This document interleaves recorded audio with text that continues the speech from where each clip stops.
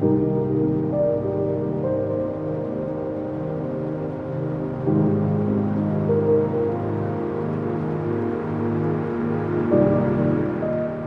le cadre de la restauration du château et l'église de Berzy, on organise des chantiers internationaux de bénévoles qui vont permettre à ces derniers d'acquérir, de s'initier à des techniques qui sont liées à la conservation du patrimoine.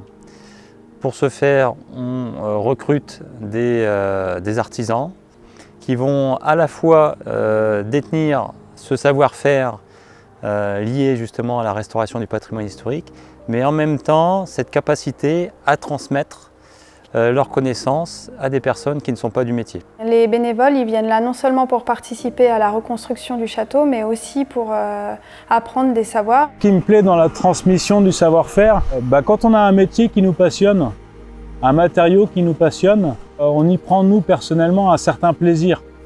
On a un bien-être dans notre travail parce qu'on c'est un métier passion, de transmettre quelque chose qui nous plaît.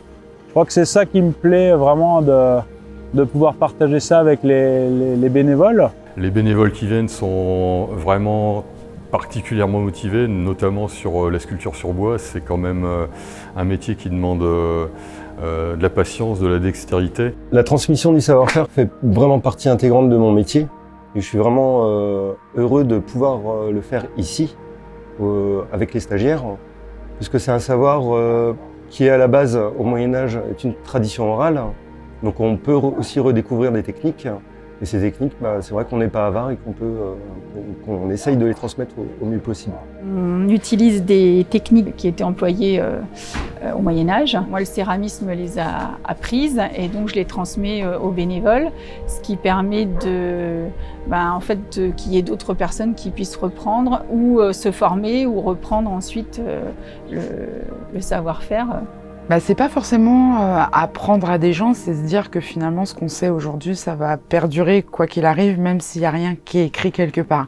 Aujourd'hui, ce qui m'interpelle dans le Moyen-Âge, c'est que forcément pas tout n'était écrit, mais il y a des techniques qui étaient utilisées à cette époque-là, qui sont arrivées jusqu'à nous.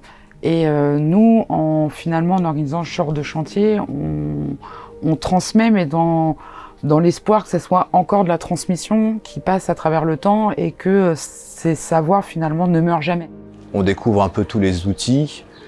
Comme certains métiers, on utilise encore des outils qui sont du Moyen-Âge, pour beaucoup. Donc on travaille encore aujourd'hui avec, donc on réapprend à travailler avec. Et on voit qu'avec un taillant qui est une espèce de hache pour la pierre, avec des ciseaux un peu bruts, on arrive à faire des choses très très fines et à être au millimètre, à pas réussir à glisser une feuille à cigarette sous une règle. Donc c'est assez sympa, quoi.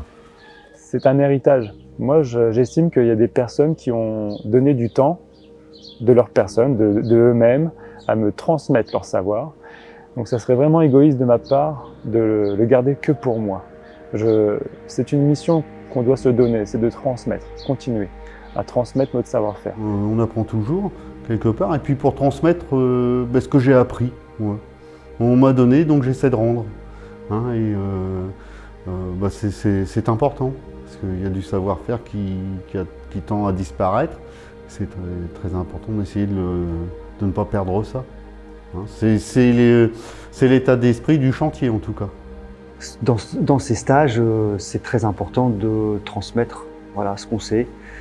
Et surtout que ça permet à des gens, à des jeunes, dans le sens à des personnes qui ne savent pas, de découvrir des métiers qui sont quand même assez particuliers et peut-être un peu plus difficiles d'accès dans un milieu professionnel.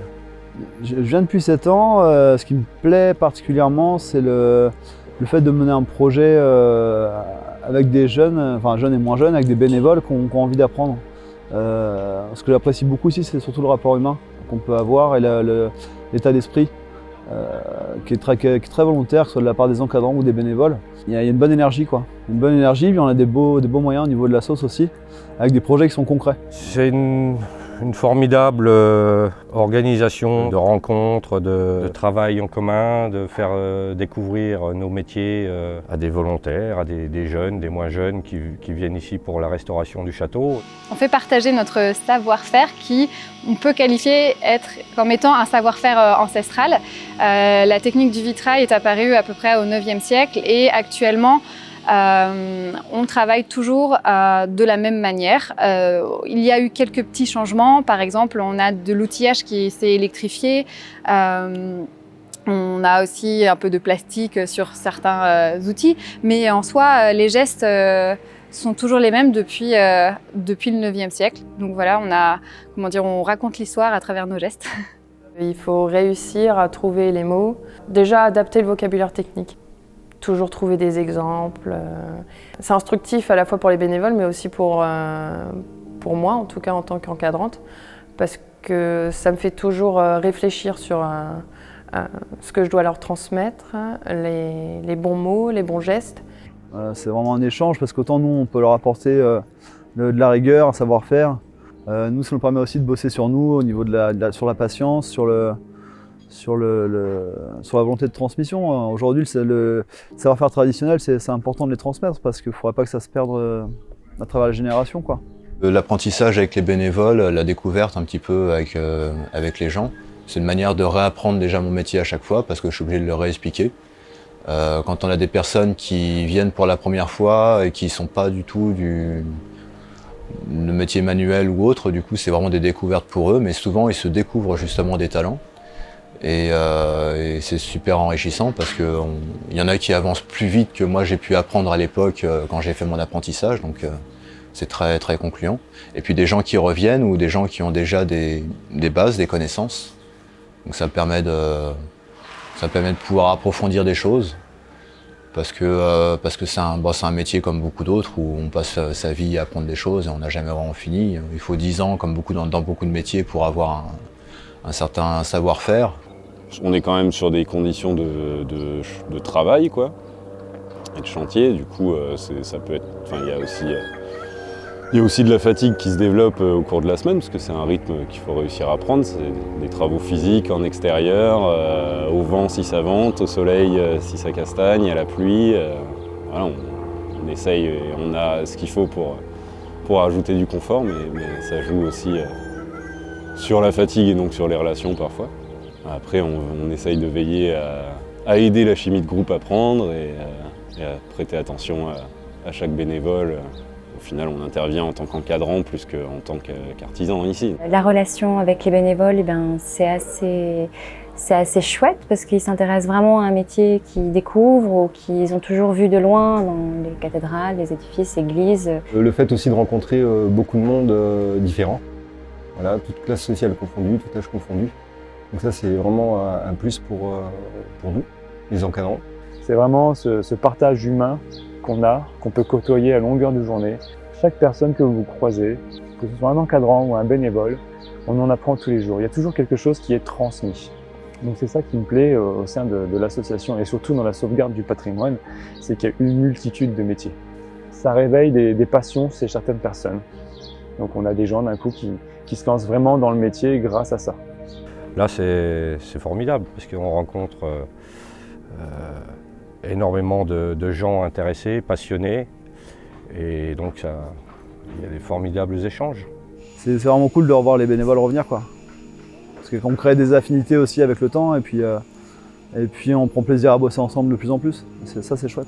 D'avoir cette satisfaction que peuvent nous redonner, retransmettre les bénévoles en retour, la satisfaction d'un travail accompli et d'un travail réussi. Le rapport entre les bénévoles et les encadrants, pour moi, c'est quelque chose de très riche. On rencontre à chaque fois des personnes nouvelles et c'est du partage aussi à tout niveau. Donc c'est vraiment très intéressant et particulier. On ne sait jamais qui on va rencontrer lors d'une session de chantier et c'est ça qui est sympa. On est bénévole, on passe du temps à rénover quelque chose qui ne nous appartient pas et qui est un bien commun.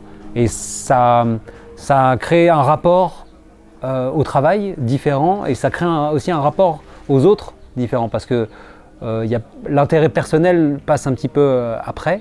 Et pour moi, les chantiers bénévoles, sont vraiment des lieux un petit peu d'expérience sociale. C'est-à-dire qu'on est dans un cadre très différent de notre cadre habituel, de notre quotidien, du cadre professionnel, du cadre familial. Et on vit en collectivité, on vit en tente, on prend nos repas ensemble, on travaille ensemble. Et du coup, ça ouvre l'esprit. Ça ouvre l'esprit sur d'autres façons de penser, sur d'autres façons de voir les choses. Et du coup, c'est très très chouette comme expérience. On est chaque semaine dans une réelle aventure humaine, je dirais au sens premier du terme. Il y a des choses qui se mettent en place, il y a des personnes qui se reconstruisent, d'autres vont découvrir un métier qui va leur permettre de trouver enfin leur voie. C'est des manifestations qu'il convient d'encourager aujourd'hui plus que jamais, d'autant que c'est source de découverte de métiers, de formation, de sensibilisation. Je crois que c'est un outil aujourd'hui qu'il ne faut pas négliger.